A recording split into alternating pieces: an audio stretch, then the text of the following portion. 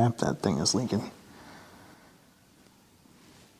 The bucket on my skid steer is in really sad shape. It needs a cutting edge, a bottom, and 2 sides, which, if you're doing the math, is a bucket. Now, when I was a kid, my dad used to build and rebuild a lot of loader buckets, but times have changed. They're a lot more standardized now, especially for skid steers. They're a lot more commonly available, and they're a lot less expensive. You can buy a pretty nice brand new bucket for about $1,300. And that makes it pretty hard to justify rebuilding one, even for me. So I did the smart thing, and I made a purchase.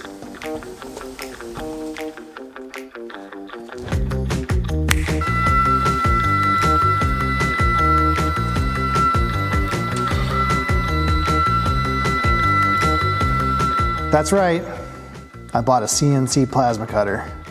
I've wanted one for a long time. I don't really need one, but it's a robot that cuts metal with the 4th state of matter. Everybody needs one. This is a Crossfire Pro from Langmuir Systems. Not a sponsor, by the way. Believe me, I tried and they were not interested. It has a 48 by 30 inch capacity. I also bought a Hypertherm PowerMax 45 plasma cutter with a machine torch. That cost about as much as the plasma table itself. I already have a plasma cutter, but it's old. It uses high frequency start, and I'm told that that will not play nice with the CNC control. So I just bit the bullet and bought one that I know will work.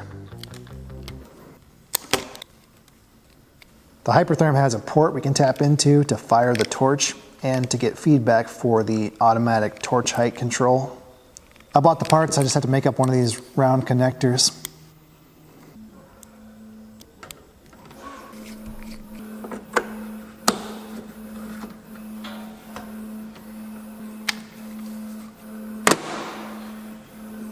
Langmuir sells one that's already made up. It's plug and play, but where's the fun in that?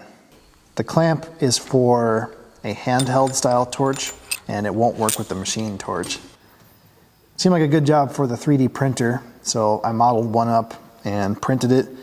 Everybody asks about my 3D printer. It's a Prusa i3 Mark III. I don't know if it's good or bad. It's the only 3D printer I've ever used, but it does the job.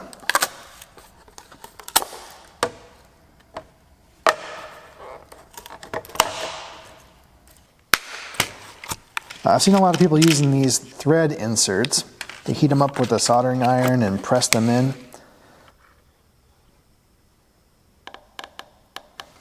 I don't know what I was doing wrong, but I could not make it work. They go in crooked or off center. Luckily, I can just print a new one.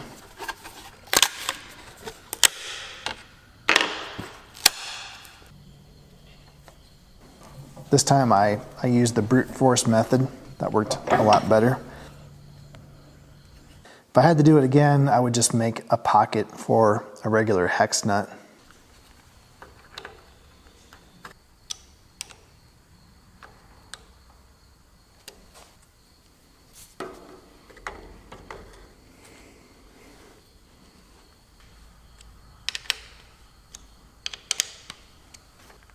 Langmuir sells a nice machine torch mount ready to go, but where's the fun in that?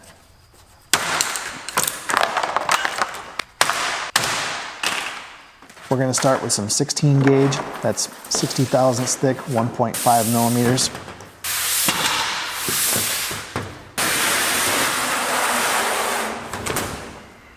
Hold on to your butts.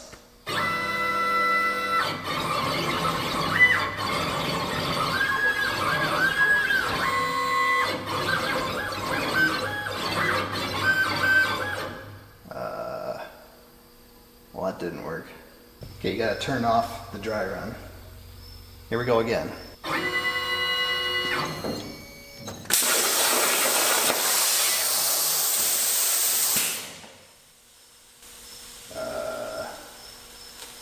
Okay, I set the pierce delay to 0.5 seconds.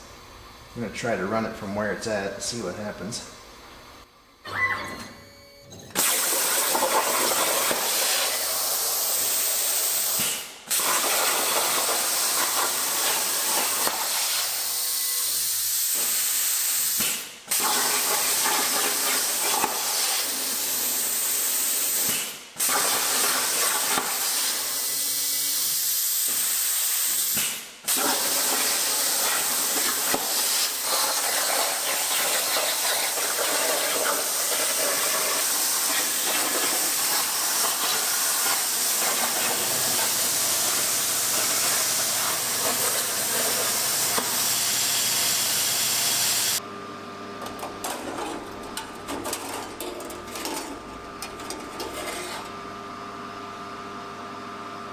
Now that we sort of know what we're doing, let's make a laptop stand for the plasma table. This bar stool isn't really ideal.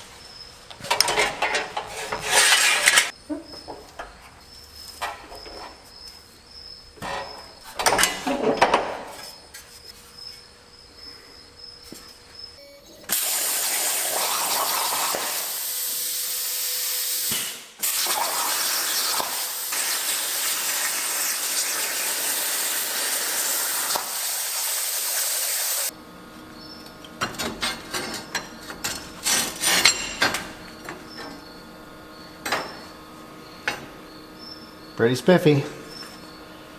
The cut definitely has a taper to it, but this is a lot thicker material.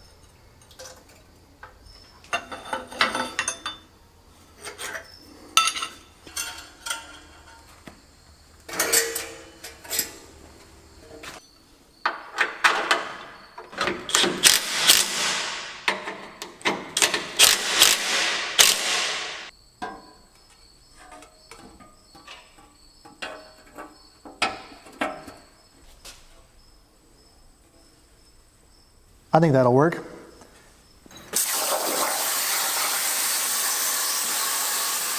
Langmuir sells a laptop stand, fully assembled, ready to go. But where's the fun in that? That's enough about plasma cutters. This is supposed to be a video about a bucket. So here's the plan. Our cutting edge is worn down to a sliver. The bottom and both sides are also rusted through in the corners. We could patch them, but they're simple parts. We might as well just replace them. The back has the mounting plate and some pretty complicated bends, but it's in good shape. So I think all we have to do is gouge through some welds on the sides, make a cut across the bottom, and we can separate the back and reuse it. That'll also help us maintain the original geometry. Our cutting edge is bent up on the ends, which is the best way to do it. That's how my dad always did it. But nobody does that anymore. And if you've ever done it, you'll know why. I remember helping my dad when I was a kid. It's a job. He would weld the cutting edge in, and then we would use 2 torches with rosebuds to heat it up and bend up the ends. I don't see any way I can do that by myself. Not with a 6-inch wide, 3/4 inch thick cutting edge. It's just not going to happen. So we're going to copy the new style buckets, and of course we're going to cut the parts out on our new CNC plasma cutter.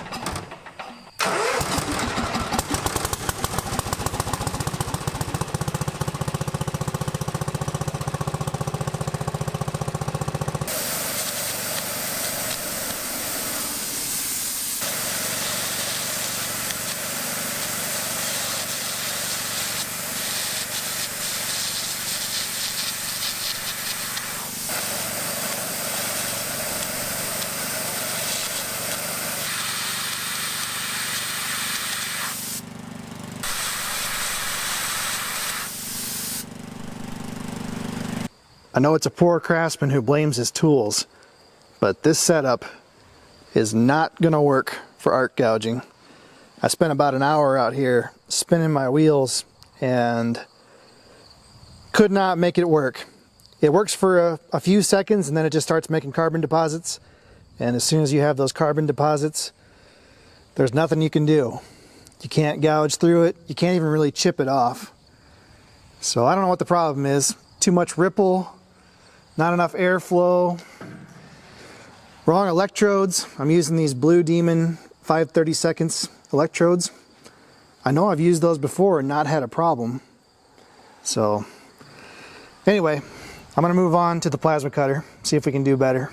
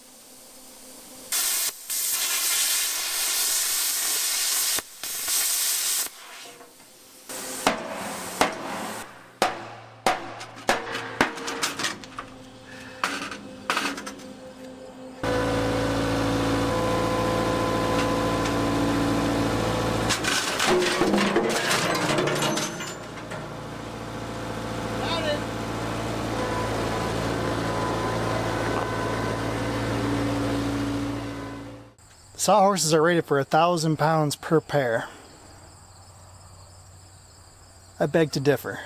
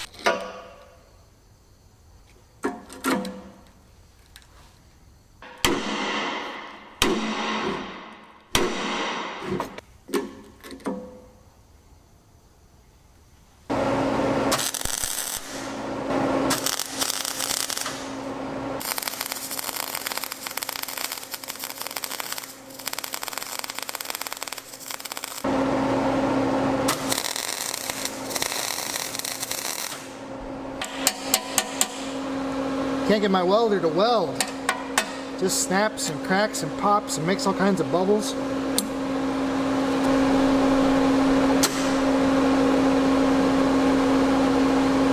And it flows for about a half a second, then it stops.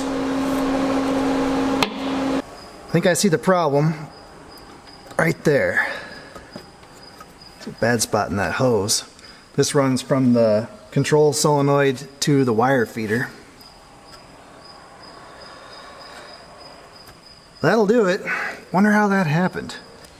It appears I already spliced it once, so might as well splice it again. There we go. I ended up replacing the whole hose. I'm sure that's original, so it's 40 plus years old, and obviously it's not in very good shape. Yeah, glad I found this. I've been having so many problems welding, and I thought it was just me, but now I can blame the machine. Just gotta blow this thing out real quick.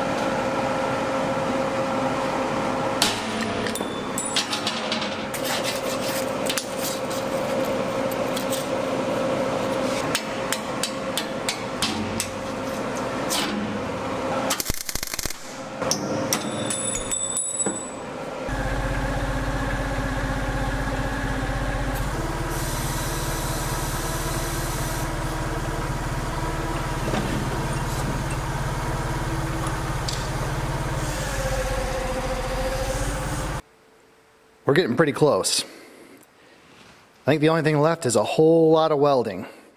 About 50 linear feet, if I did the math right. I think it's about 15 meters. The hard part is the distortion. We know it's going to happen.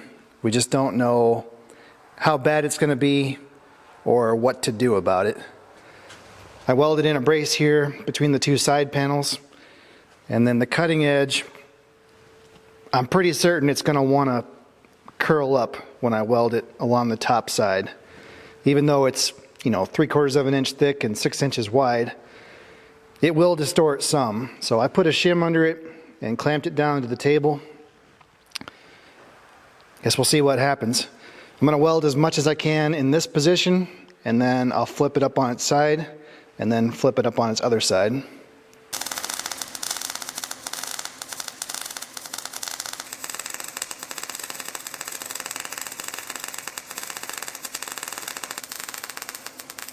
I'm welding with 35 thousandths 0.9 millimeter standard ER70S wire. I'm using a tri-mix gas called Stargon that's sold by Praxair.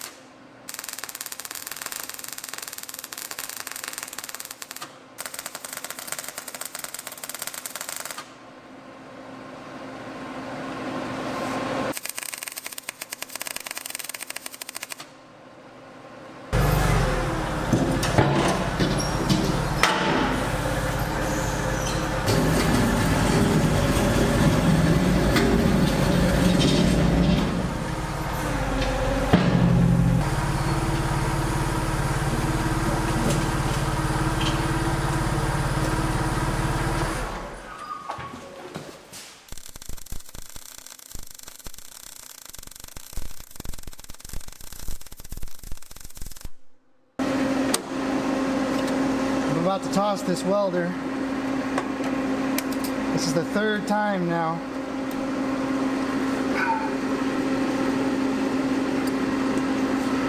I don't know what's going on, a liner's shot or something. Just be welding along, and all of a sudden it stops. Bunches up the wire in the feeder, and nothing you can do.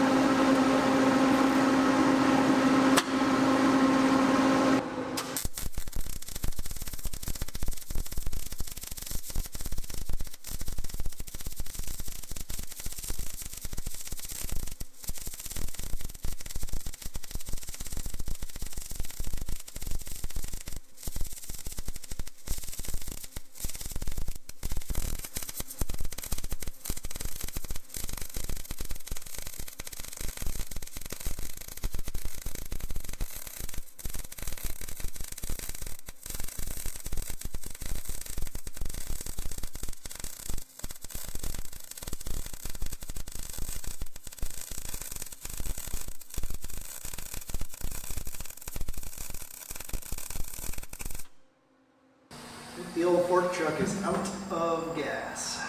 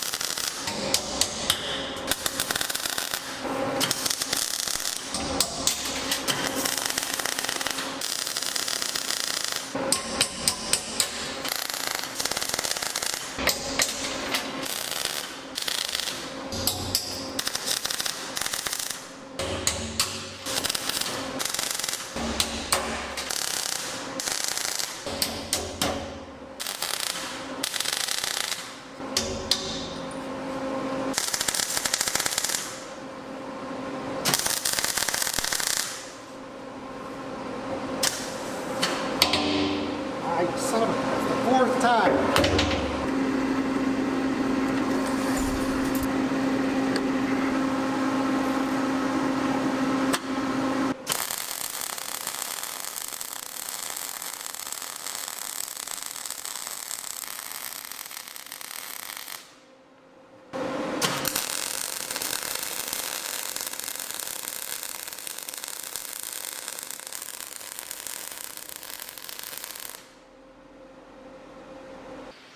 That's the bottom side. It's not real pretty, but I think it'll get the job done. I'm going to flip it over, and we're going to weld these triangular gussets into the corners, and then we should be done.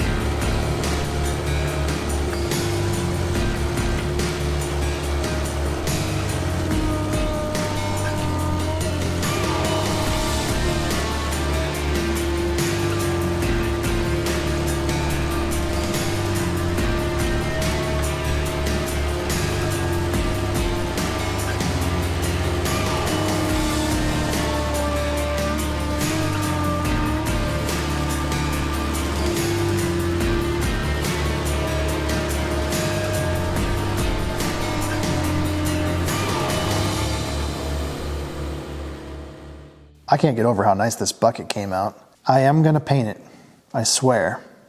But first we have to figure out what we're gonna do about the non-standard quick attach. We're probably gonna have to modify some of the brackets. Speaking of which, there is another issue, which I suspect is the reason for the funky wear on the cutting edge. Yeah, that might be a problem. There is one other issue. This laptop stand is not cutting it. It's way too flimsy. It just didn't come out like I thought it was going to. So I went ahead and redesigned it from 11 gauge, which is 3 millimeters thick. It's twice as thick as a 16 gauge. It's more difficult to bend, but it should be a lot more sturdy.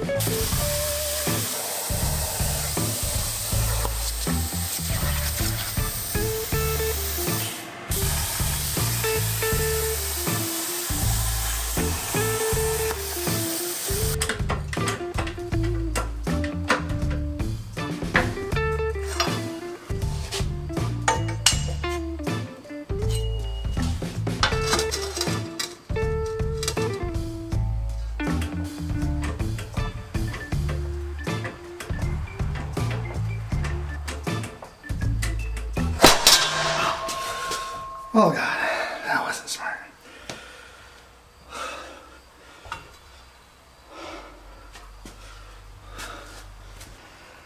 That was not smart.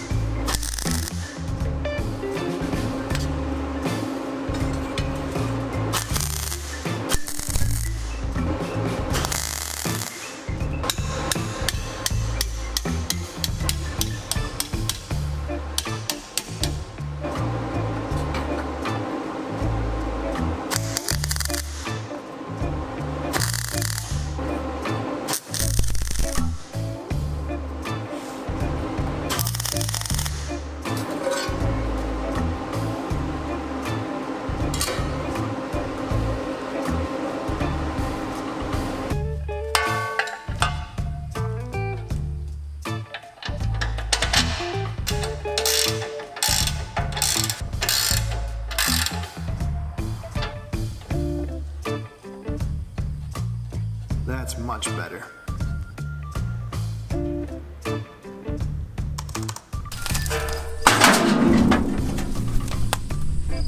I hope you guys enjoyed this project. I was surprised to find that I really enjoyed it. I was not expecting that.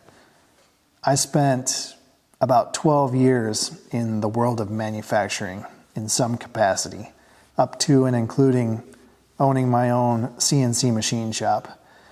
And when we moved here 4 years ago, I didn't care if I never saw another CNC machine again. I think they call that burnout. And I'm relieved to find that that feeling has passed. If you can't get enough of these bucket rebuild videos, I suggest a channel called Snowball Engineering. He's in the UK, he's got a nice fab shop. He builds a lot of big agricultural buckets, does a lot of line boring. It's got a pretty good channel. I think I've watched all of his videos. If you want to see more bucket rebuild videos on this channel, consider checking us out on Patreon.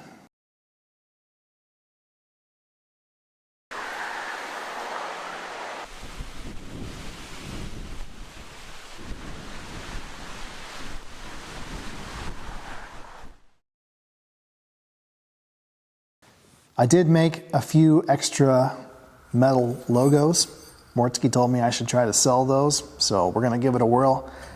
We're not going to ship them out of the US, at least for the time being, but they are available on our website. I do also have some new stickers, and those can ship anywhere, so check them out. The link will be in the description.